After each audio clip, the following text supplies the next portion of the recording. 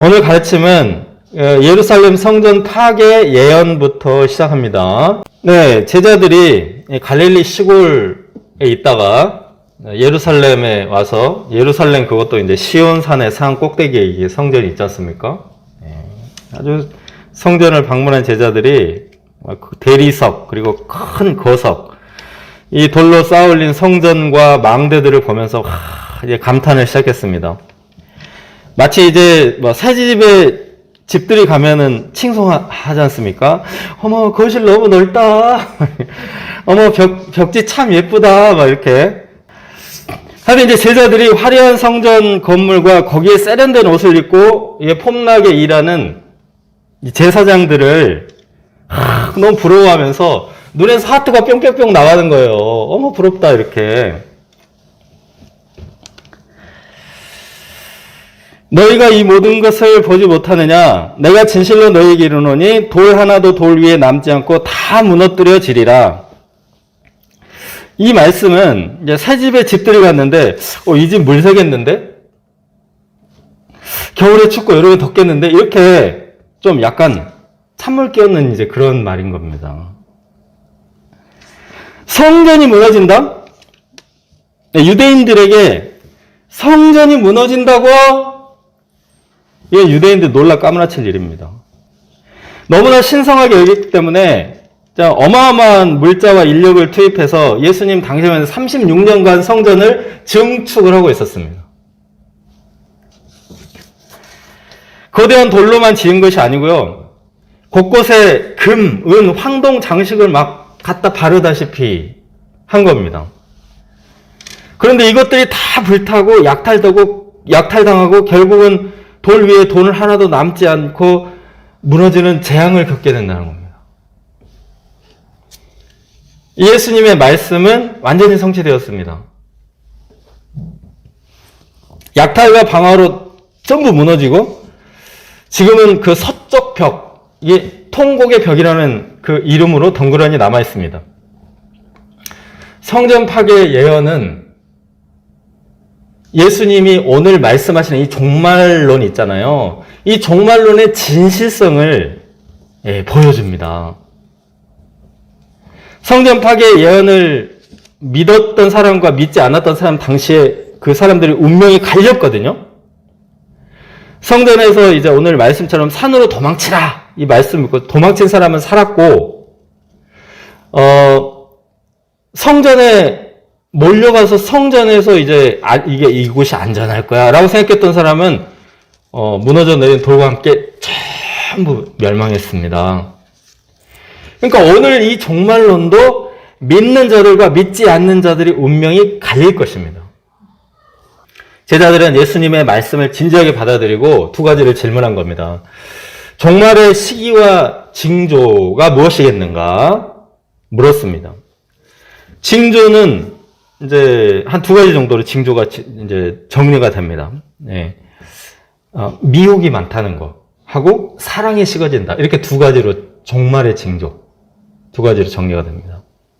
4절에서 7절을 보면 난리와 난리의 소문이 많아서 두려워하고 혼란에 빠진 사람들을 거짓 그리스도가 등장해서 미혹합니다. 우리나라만 해도 자칭 하나님, 자칭 예수님, 자칭 하나님, 자칭 예수님 너무 많으니까 요즘은 자칭 성령님이라고 하는 사람도 또 되게 많아졌습니다. 이 수백 명입니다.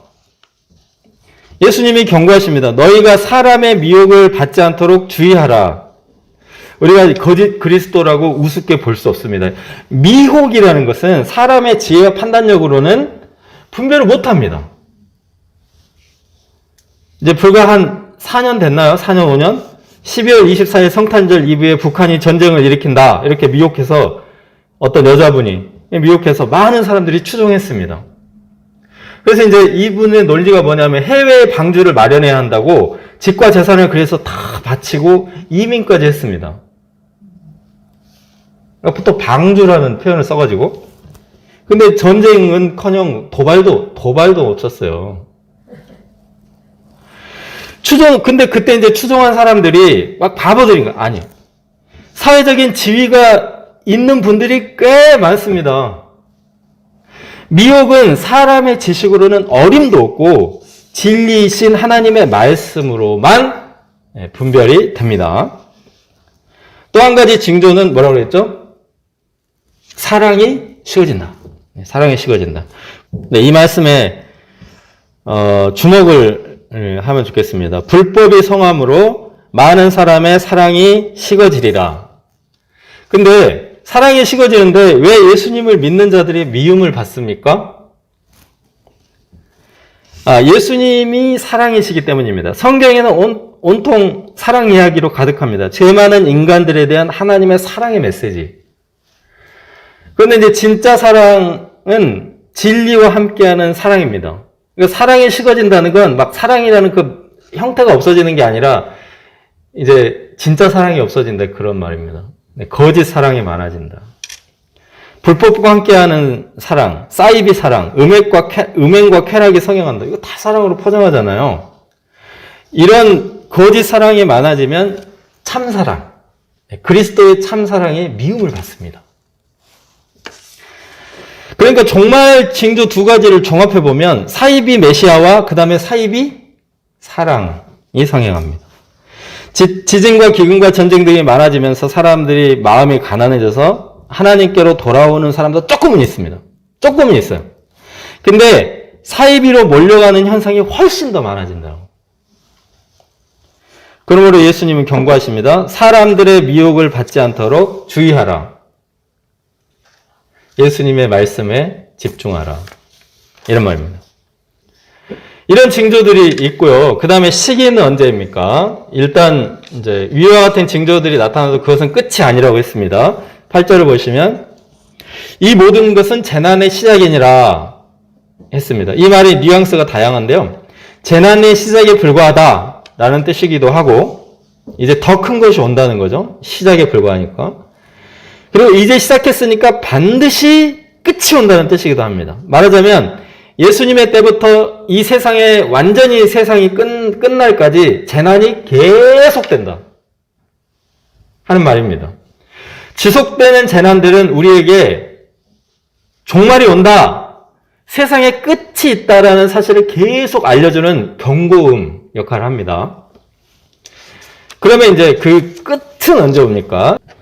종말을 가늠하는 가장 정확한 지표는 천국 복음이 모든 민족에게 온 세상 끝까지 전파된다는 것입니다. 이것이 가장 정확한 지표입니다. 천국 복음이 모든 민족에게 온 세상에 전파되면 그때는 진짜 끝이 오는 겁니다. 예수님이 알려주신 세상 끝날에 대한 가장 정확한 정보입니다. 또 이 말씀은 이 세상 역사가 천국 복음 전파를 중심으로 돌아간다는 사실을 보여줍니다. 요즘 이제 이 지구의 수명을 늘려보자 해가지고 하는 일들이 되게 많죠. 그 중에 한 가지가 뭐죠? 화성 탐사. 화성 탐사를 한 30몇 년간 했는데요. 최근에 계속 성공하고 있습니다. 30몇 년간 맨날 안 됐어요. 뭐 보내도 안 되고 이러다가 최근에 성공해가지고 한 20몇 개인가 이제 탐사기가 여기저기 막 이렇게 해가지고 돌아다닙니다. 그래서 이제 이 환경 재앙을 그 화성 탐사 그런 데 쏟아붓지 말고 그거 한 번 보내는데 이제 몇 조씩 드니까 차라리 지구를 살리자 이런 분들도 있습니다. 근데 이제 이게 종말과 사실 상관이 없어요, 이게. 종말은 무엇과 상관이 있죠? 지구 환경을 엄청 좋게 해가지고 쥐라기 백악기처럼 좋아져가지고 공룡이 뛰어나가도 이게 상관이 없단 말이에요, 이게. 천국 복음이 온 세상에 전파되면 그때 끝이 옵니다. 부활하시고 승천하신 예수님이 하나님 보좌 우편에 앉아서 온 세상을 통치하고 계십니다. 이 예수님을 믿고 천국 복음 역사를 섬기는 자들이 이 세상 역사의 중심입니다. 우리의 이 자부심을 가지고 끝까지 견디며 구원받는 자들이 되기를 기도합니다. 둘째, 재림의 모습. 모든 족속들이 보리라. 15절에서 31절입니다. 15절에서 22절은 그날, 즉 현실적으로 그 예루살렘 멸망의 날, 그날, 혹은 종말의 환란에서 구원받는 이제 그날의 지혜를 얘기하고 있습니다. 16절을 보죠. 유대에 있는 자들은 산으로 도망할지어다. 이 말씀입니다. 유대에 있는 자들은 산으로 도망할지어다. 그 AD 70년에 로마가 예루살렘을 포위했을 때 예수님의 경고를 기억한 그리스도인들이 이 말씀을 기억하고 성전에서 다 나왔습니다. 그 진짜로 산으로 갔습니다. 이 사람들 다 살았습니다. 근데 이제 이런 사람들이 있었습니다. 설마 성전이 무너지겠어? 설마 이 엄청난 성이 함락되겠어? 설마 이렇게 이제 설마 했던 사람들이 성전에 100만 명 넘게 들어갔어요. 성전에. 근데 이때 110만 명이 학살을 당했습니다. 이 학살을 제가 썼다가 다 지웠습니다. 말도 못하게 끔찍한 학살을 당했습니다. 산으로 도망할지어다. 여기서 산은 여호와의 산, 즉 예수님을 상징합니다. 예수님을 믿는 믿음이 영원하고 안전하고 확실한 피난처입니다. 성경에 기록된 예수님 말입니다. 다른 거짓 그리스도 말고 성경에 기록된 예수님. 그래서 우리가 이 성경에 기록된 이 예수님, 구원의 산이신 예수님을 믿기 위해서 사도신경을 하는 겁니다. 자기가 예수라고 하는 사람이 너무 많으니까. 그러면 이제 우리가 어떤 예수님을 믿느냐 하면은 하나님의 아들이시면서 동정녀 마리아에게서 나셨으면서 빌라도에게 고난을 받으셨으면서 십자가에 죽으시고 장사한 지 사흘 만에 다시 살아나셔서 하늘에 오르시고 지금은 하나님 우편에 앉아 계신 예수님. 이분을 믿는 겁니다. 그 예수님이 구원의 산이십니다. 23절, 26절을 보시면 거짓 그리스도와 선지자들의 큰 표적과 기사를 보여주면서 여기 있다, 저기 있다 미혹합니다. 광야에 있다, 골방에 있다, 이제 재림한다는 거죠. 그래서 우리 단체로 와야 된다. 우리 교회만 참 교회니까 우리만 안다. 이렇게 겁을 주는데 여기서 보십시오. 믿지 말라. 계속 경고하십니다. 예수님이 이 땅에 오기 전에 어디에 계시다고요? 하나님 보좌 우편에 계시다고요. 예수님은 어느 특정 사람들만 아는 특정 장소에 오시지 않습니다. 27절, 31절을 보시면 번개가 동편에서 서편에 번쩍이는 것처럼 오십니다. 그러니까 번개가 번쩍이면 수만 킬로 떨어진 사람들이 다 동시에 볼 수 있잖아요. 그렇게 오신다는 겁니다. 번개 비유. 만천하에 공개적으로. 그리고 이제 주검이 있는 곳에 독수리들이 높이 떠 있으면 이것도 누구나 다 볼 수 있습니다. 누구는 보이고 누구는 안 보이고 그게 아니고 독수리들이 떠 있으니까 다 보는 거예요. 29절을 보시면 해와 달과 별, 인류 역사상 항상 제자리를 지키고 있는 이 하늘의 권능들이 떨어지고 흔들리고 빛을 잃고 이 우주적인 해체가 되는 겁니다. 우주적인 해체. 화성에 간다고 답이 아니에요. 그런데 이렇게 세상이 무너지고 엎어져도 구원의 산이신 예수님을 믿는 사람들은 아무 걱정이 없습니다. 그러니까 해도 어두워지고 달도 빛을 내지 않고 별들이 막 흔들리는데 인자의 그 징조, 이제 능력과 큰 영광, 그 영광만 온 세상에 가득하다는 겁니다. 그러니까 이제 누구는 보고 누구는 못 보고 절대로 그렇지 않다는 거죠. 독보적인 영광이 나타납니다. 그래서 이제 이때는 믿지 않던 자들, 박해하던 자들, 미혹된 자들, 이 모든 사람들이 통곡합니다. 예루살렘에서 110만이 학살을 당할 때 얼마나 통곡했을까? 우리나라의 6.25 전쟁 때 얼마나 많은 통곡을 했는가? 세계 1, 2차 대전 때 엄청나게 많은 사람이 통곡을 하지 않습니까? 그것에 버금가는 통곡을 합니다. 왜냐하면 예수님께서 구름을 타고 능력과 큰 영광으로 오는 것을 모든 사람이 보기 때문입니다. 그때 큰 나팔 소리와 함께 천사들을 보내셔서 택하신 자들은 이 끝에서 저 끝까지 사방에서 다 모으십니다. 택하신 자들은 어떤 자들이라고 했죠? 예복을 입은 사람들. 그래서 이제 우리가 종말에 어떤 사람들이 이제 종말에 방주를 지어야 된다, 재산을 그래서 막 헌납하자, 어떤 특정 단체에 모여 있어야 된다. 그거 아니죠. 안식교가 있잖아요. 안식교가 재림 예언을 했습니다. 재림 예언을 했는데 광야로 나가야 된다고 전부 광야로 데려갔습니다. 안 오시죠. 안 오셨습니다. 그렇게 예수님의 종말을 맞이하는 게 아닙니다. 혹은 아직도 예루살렘을 아직도 성지로 여기는 분들이 있어요. 성전의 파괴는 예루살렘이 더 이상 성지가 아니다. 이 메시지가 분명한데 아직도 성지로 여겨가지고 뭐 백투더 예루살렘 이런 얘기 하잖아요. 그래서 이제 뭐 백투더 예루살렘 그런 운동 하는 분들도 있고, 그리고 그곳 예루살렘에 강림하실 거야 이렇게 생각하는 것 본인들이. 그래서 거기다가 무덤을 삽니다. 엄청 비싸게. 예, 예수님 오면 제일 먼저 혹 여기 있는데 안 데려가실까? 이렇게 생각하는 거예요. 도대체 뭡니까 이게? 그러지 않고 그냥 전 세계의 그 교회들의 그냥 자기 예수님을 구주로 믿고 뭐 어느 나라에 있든지 전 세계에 흩어져 있으면 어떻게 된다고요? 예, 천사들을 보내서 데려간다고 다 모아간다는 겁니다. 그때 이제 온 천하에 천지를 진동하는 나팔 소리가 들린답니다. 하나님의 나팔 소리였죠. 사람의 나팔 소리 아니고 하나님의 나팔 소리. 하나님의 나팔 소리, 그 나팔 소리. 그러니까 천지를 진동하면 그 소리와 함께 천사들이 와서 우리를 다 VIP로 모셔간다는 겁니다. 예수님께서 거듭해서 미혹을 경고하십니다. 특별히 여기서는 이제 표적을 강조합니다. 이 신자들이 표적에 약합니다. 예수님이 큰 표적을 보여줘도 믿지 말라고 하지 않습니까? 표적에 너무 약합니다. 우리가 믿는 것은 예수님의 말씀, 가르침을 기록한 성경 말씀입니다. 정말 성경을 냉정하게 믿어야 됩니다. 혹시 성전에 있으면 그래도 낫지 않을까? 유대인들이 그렇게 생각했잖아요. 혹시 설마 성전이 무너질까? 이 혹시와 설마가 사람을 잡아요. 그래서 이렇게 이제 미혹되는 사람들은, 와, 이런 표적이 있는데 여긴 구원이 있지 않을까? 오, 이런 표적이 있는데 여기 가면은 내가 안전하지 않을까? 이 혹시 설마가 사람을 잡는 미혹된다는 겁니다. 1세기의 성도들이 냉정하게 말씀대로 산으로 올라간 것처럼 우리가 말씀대로 기록된 예수님을 믿는 믿음 위에 굳게 서 있을 수 있기를 기도합니다. 셋째, 자세, 때를 따라 양식을 나누어 주는 자입니다. 32절에서 51절.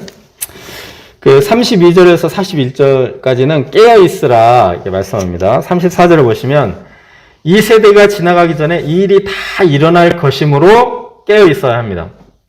내 생전에는 일어나지 않을 거야 라고 방심해서는 안 됩니다. 이제 예수님이 오시는 것만 사실 세상 끝나리라고 볼 수 없어요. 우리가 죽으면 그때 다 우리는 세상 끝나립니다. 성전 파괴와 같은 그 종말적 재난들이 있잖아요. 계속해서 일어나기 때문에 우리는 이 세대가 가기 전에 일어난다는 이런 긴장감을 가져야 한다는 겁니다. 그날과 그때가 정확히 몇 년인지 몇 월 며칠인지 천사들도 아들이신 예수님도 모르고 오직 하나님 아십니다. 예측할 수 없다는 말을 이렇게 표현했습니다. 근데 예측하지 말라는 말이기도 합니다. 근데 사람들은 엄청 예측합니다. 엄청 예측해요. 한두 단체가 그렇게 하는 게 아닙니다. 예, 그런 분들은 다 걸러라 라는 메시지입니다. 예측하지 마라. 모른다. 38절을 보시면 노아의 홍수 사건 때 사람들은 마치 종말이 없는 것처럼 먹고 마시고 장가들고 시집가고 하다가 멸망을 당했습니다. 당시 의인 노아가 120년간 방주를 지었습니다. 그러면서 홍수 심판을 120년간 다 경고를 했습니다. 방탕과 쾌락을 막 정죄를 했습니다. 그러다가 다 죽는다. 근데 이제 다 죽어버렸죠. 40절, 41절은 종말에 엇갈린 운명을 보여줍니다. 밭에서 같이 김을 매다가 한 사람은 천사가 와서 데려가고 한 사람은 버려둡니다. 두 여자가 2인 1조로 맷돌질을 하다가 한 사람, 맷돌을 돌리는 사람이 있고 콩을 간다면 콩을 이렇게 넣는 사람이 있거든요. 2인 1조로. 맷돌질을 하고 한 사람 돌리는데 맷돌질을 하는 사람들이 갑자기 없어지는 거예요. 어디 갔어? 아니면 이제 콩 넣어주던 사람이 콩만 남고 없어진다는 거. 그렇게 얼마나 무서운, 이건 충격적인 분리, 충격적인 버림입니다. 그날과 그때를 많은 사람들이 예언을 합니다. 옛날에 다미 선교회가 1999년 12월 28일 12시 시간까지 예언을 했습니다. 그래서 MBC, KBS, 그때 SBS 없었죠? 있었나요? 하여튼 방송이 와서 생중계를 했다니까요. 이게 얼마나 난리가 났습니다. 물론 안 오시죠. 그럼 이제 이게 어떤 문제가 되냐면, 야, 정말은 다 거짓말이야. 이렇게 된다는 겁니다. 그러면 이 사람들이 이제, 우리가 잘못했다. 돌이켜야지. 이렇게 합니까?